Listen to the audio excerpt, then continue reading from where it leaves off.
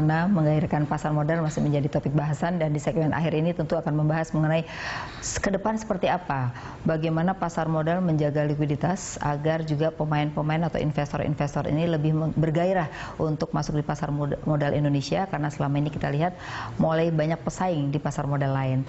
Ya Pak Alvino, kalau kita lihat gimana sih menjaga likuiditas supaya aktiviti daripada pasar modal ini akan bergairah terus ya, terutama kalau kita lihat kan tadi yang aktif saham-saham kan terbatas. Nah, bagaimana supaya juga saham-saham lain itu diaktifkan dan juga likuiditasnya seperti apa? Tentunya banyak hal. Satu, untuk menguatkan brokernya. Menguatkan brokernya itu tentu ada banyak faktor. Satu, kita tentunya maunya tuh broker itu bisa bottom line-nya tuh positif. Untuk bisa positif tentunya harus ada kue yang dilakukan atau dinikmati oleh si broker. Dan sekarang ini yang banyak dikeluhkan oleh pelaku pasar itu adalah fraksi harga. Itu kita dengarkan langsung dari semua broker, mayoritas itu minta perubahan harga. Nah, perubahan harga kemana, di level berapa, apa kembali yang sebelumnya. Tapi kita juga tidak gegabah untuk melakukan hal itu. Kita mengkaji. Selama ini kita lihat data yang ada, nilai transaksi maupun value transaksi sebelum perubahan dengan sesudah perubahan fraksi harga, yang tadinya ada 5 fraksi menjadi 3 fraksi dengan range tertentu. Ada range harga tertentu yang kita lihat bahwa ini ada terjadi penurunan di transaksi value maupun volume. Nah, range tertentu itulah yang akan kita lakukan perubahan. Dari 5 menjadi 3. Nah, dan di market itu ada 2 sisi, ada 2 kubu. Untuk yang foreign company yang dia punya client base rata-rata itu adalah high net worth ataupun asing, mereka tidak mau ada perubahan. Nah, tapi di satu sisi di local investor, mereka maunya ada perubahan. Tapi yang local investor setelah kita analisa ternyata transaksi mereka yang banyak sekali terjadi di range harga di bawah 5.000. Di atas 5.000 itu yang foreign investor. Nah, di situ kita tidak akan lakukan perubahan. Jadi kita dua-duanya win-win solution. Kita sudah bicara dengan pihak broker asing maupun yang lokal, dan saya yakin mereka itu akan sangat menyambut dengan baik dan akan meningkatkan trading value ke depannya. Nah, mulai besok sebenarnya kita sudah akan kirimkan surat itu rule making rule. Jadi sesuai dengan aturan OJK.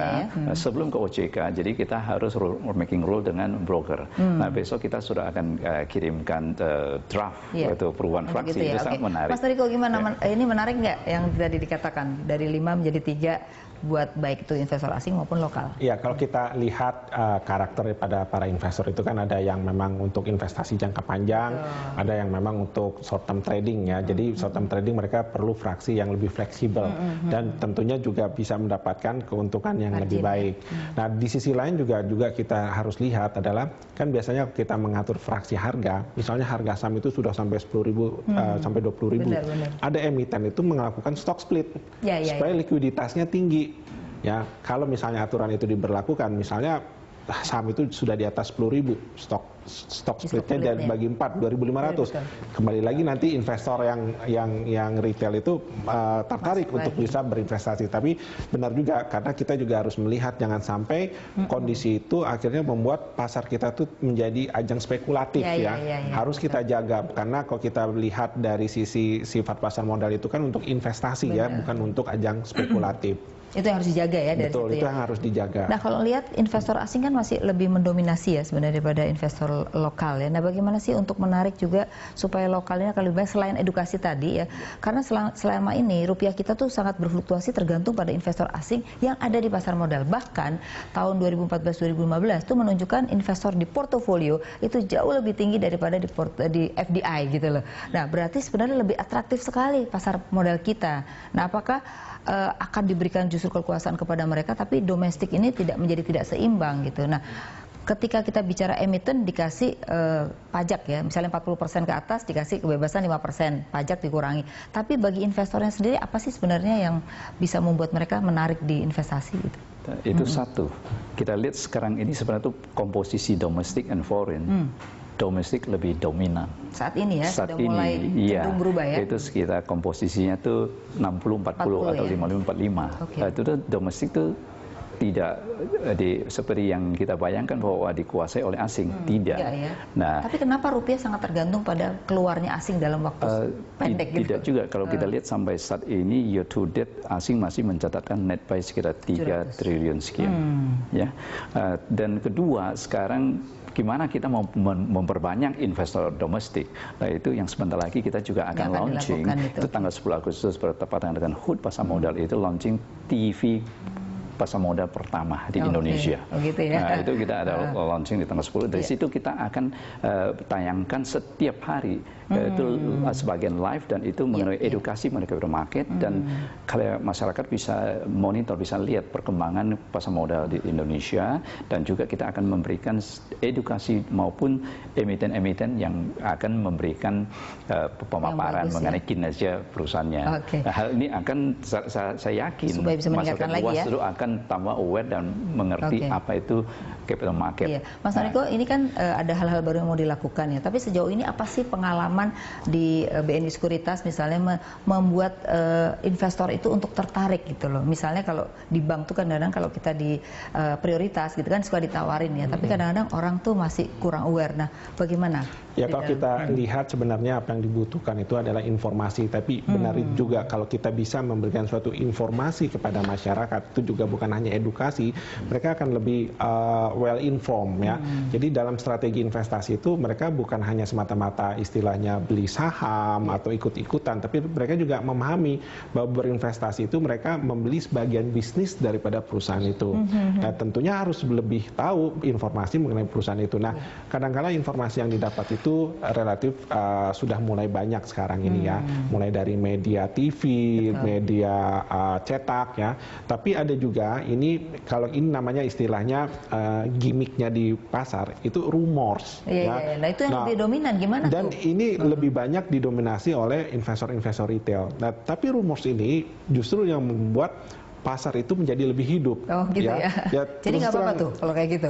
Ya tentunya rumors ini ya kita melihat fakta ya, rumors itu ada gitu ya. Tapi kita kan kadang-kala memperhatikan apakah investor-investor itu memang kecenderungannya itu berinvestasi atas dasar rumors itu. Kalau kita lihat memang bisa saja tentunya investor-investor yang melihat arti resiko itu ya itu seperti spekulatif gitu ya. Tetapi bagi investor yang memang sudah memiliki kriteria investasi yang jelas, mereka akan sangat memperhatikan hal itu. Jadi dari sisi edukasi dan informasi kepada publik itu kalau bisa itu sebanyak-banyaknya ya.